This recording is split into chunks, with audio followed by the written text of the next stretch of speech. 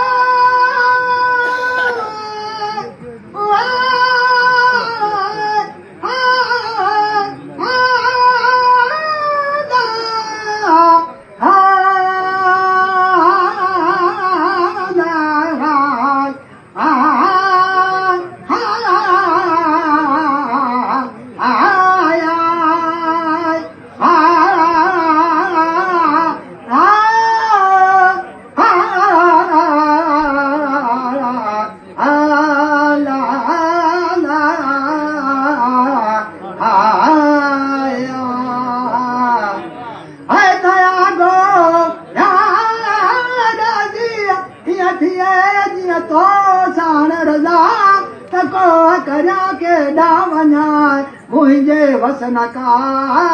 या कुछा त करी थिया समर में आसा मरण मुई जो नायको जियण जाए नका सम्मलाय मूत फिया वलाय हया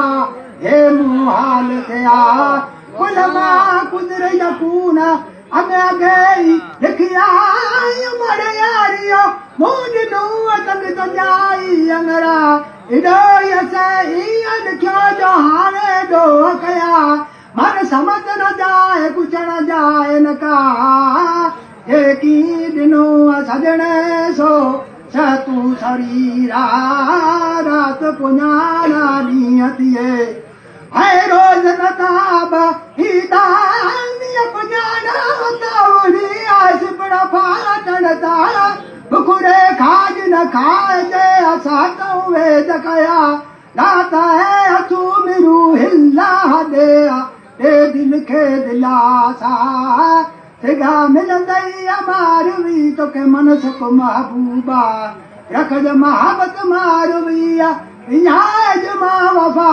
अफा में हजूब में हद कुम सत सुपे जैसा लौना कीड़े दे हजी मन पर दे ही पोचा मना बछाया नाक सरज करहू ओ अंदर आग जलाए है तज सोम्या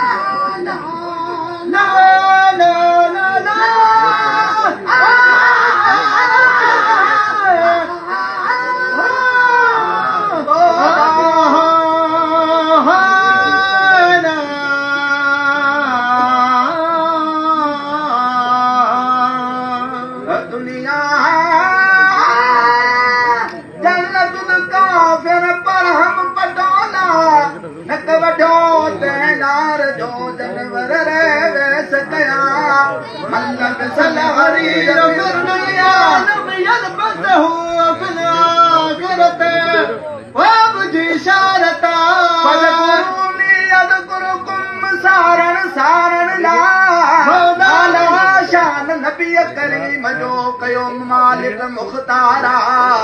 यासीन ता जंहिंजे शान में फरमाई ते मौला